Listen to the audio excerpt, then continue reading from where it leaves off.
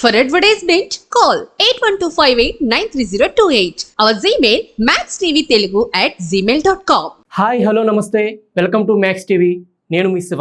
కేంద్ర ఆర్థిక మంత్రి నిర్మలా సీతారామన్ లోక్సభలో ప్రవేశపెట్టిన 2024-25 వార్షిక బడ్జెట్పై ప్రధానమంత్రి మోదీ స్పందించారు. దేశ ఆర్థికాభివృద్ధికి కొత్త పుంతలు తొక్కించే బడ్జెట్ ఇదని, యువతకు చాలా ఎక్కువ అవకాశాలు లభిస్తాయని అన్నారు.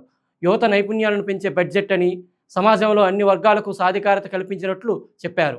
దేశంలోని గ్రామాలు, పేదలు, రైతులను అభ్యుదయ పదంలోకి తీసుకువెళ్లే బడ్జెట్ ఇదని, గత 10 ఏళ్లలో 25 కోట్ల మంది ప్రజలు పేదరికం నుంచి విముక్తులయ్యారన్నారు. మధ్యతరగతి ప్రజానీకానికి కొత్త బలం చేకూరుతుందని, గిరిజన సమాజం, దళితులు, వెనుకబడిన తరగతుల సాధికారతకు కొత్త ప్రణాళికలను బడ్జెట్ తీసుకువచ్చిందని మోదీ తెలిపారు. మహిళల ఆర్థిక స్వావలంబనకు బడ్జెట్ దోహదపడుతుందని, ముద్ర రుణాలను 20 లక్షల రూపాయలకు పెంచామని, భారత్ను గ్లోబల్ మ్యానుఫ్యాక్చరింగ్ హబ్గా మారుస్తామని అన్నారు.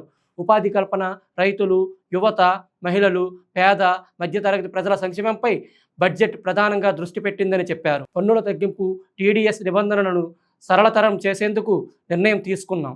రక్షణ రంగం స్వయం సమృద్ధి సాధించేందుకు బడ్జెట్లో అనేక ప్రొవిజన్స్ కల్పించామని, పర్యాటక రంగంపై ప్రత్యేక దృష్టి సారించామని మోదీ చెప్పారు. కేంద్ర బడ్జెట్లో ఆంధ్రప్రదేశ్కు వరాలు ప్రకటించడంపై సీఎం నారా చంద్రబాబు నాయుడు స్పందించారు.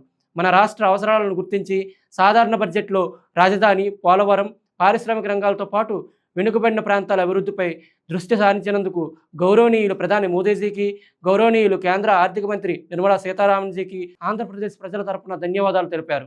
కేంద్రం అందించిన ఈ తోడ్పాటు ఆంధ్రప్రదేశ్ భవిష్యత్తు పునర్నిర్మాణానికి దోహదం చేస్తుంది. ఈ ప్రగతిశీల విశ్వాసాన్ని పెంచే బడ్జెట్ సమర్పించినందుకు నేను మిమ్మల్ని అభినందిస్తున్నానని సీఎం చంద్రబాబు అన్నారు.